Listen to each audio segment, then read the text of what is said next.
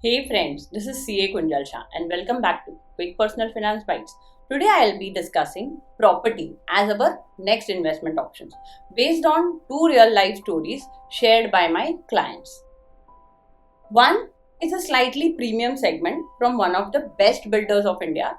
I said premium because the residents of this complex think that prices in our complex never fall. It is well maintained with all the amenities and very much in demand in its locality.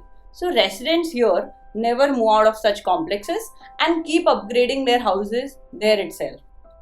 Another property is a new property with all the amenities but not as premium as the other one.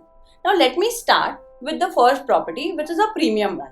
I got the details regarding this property from one of my clients, and that's how I understood that this property was sold two times.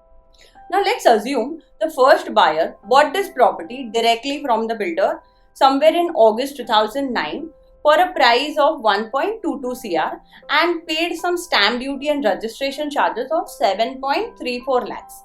So the total cost of the property is coming to somewhere around 1.30 crore. Now he sold his property somewhere in August 2019 after staying there for almost 10 years. Now sale value was 3.2 crore and he paid a brokerage of somewhere around 3 lakhs. So the net sale value of the property comes to 2.99 crore. Now without any calculations, expected return from this property must be very high as the amount got more than double of the cost. But guys, sadly, the annual rate of return this gentleman got was just 8.72% per annum precisely. The person now who bought this property in August 2019 for somewhere around 3.2 crore sold it to another buyer in August 2024 after 5 years for somewhere around 4.61 crore and paid a brokerage of 4.61 lakhs. Net sale value for him was 4.56 crores. Now imagine the rate of return he got from the property. It was somewhere around 7.11% per annum. Now before moving on to the other property case, I would like to highlight something very important. Upfront, the impression it created was that the return must be very high, but in spite of the best property, if returns are only 7 to 8% per annum, guys, it is worth thinking whether it is making any sense by staying invested in it for longer duration or not. Even if there is an additional rent yield, more than half of the rent is spent towards maintaining this property and so on.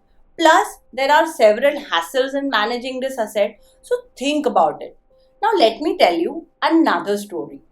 A gentleman bought new property from the builder in December 2019 for all the inclusive price of somewhere around 2.15 crore and sold it in August 2024 after keeping it for slightly less than 5 years for somewhere around 2.75 crore.